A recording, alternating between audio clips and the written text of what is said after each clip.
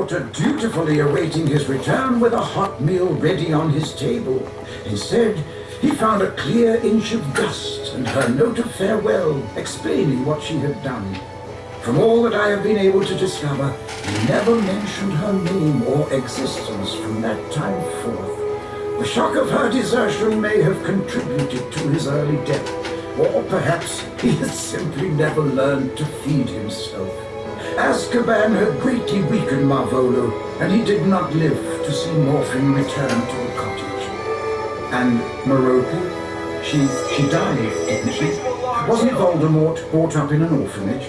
Yes, indeed, said Dumbledore. We must do a certain amount of guessing here, although I do not think it is difficult to deduce what happened. You see, within a few months of their runaway marriage, Tom Riddle reappeared at the manor house in Little Hangleton without his wife. The rumor flew around the neighborhood that he was talking of being hoodwinked and taken in.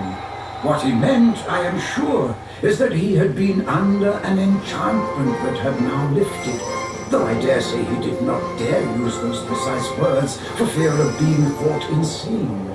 When they heard what he was saying, however, the villagers guessed that Merope had lied to Tom Riddle, pretending that she was going to have his baby, and that he had married her for this reason. But she did have his baby, but not until a year after they were married. Tom Riddle left her while she was still pregnant.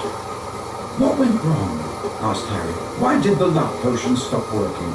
Again, this is guesswork, said Dumbledore.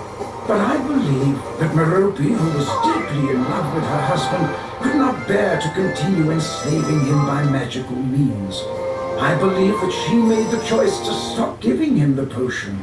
Perhaps, besotted as she was, she had convinced herself that he would by now have fallen in love with her in return. Perhaps she thought he would stay for the baby's sake. If so, she was wrong on both counts.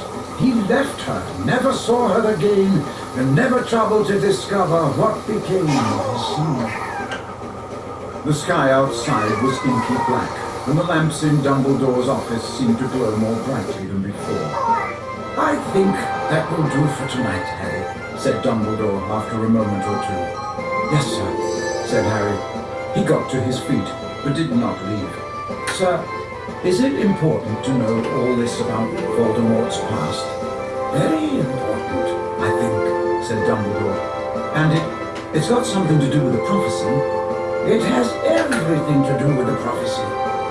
Right, said Harry, a little confused but reassured all the same. He turned to go, then another question occurred to him and he turned back again. Sir, am I allowed to tell Ron and Hermione everything you've told me? Dumbledore considered it.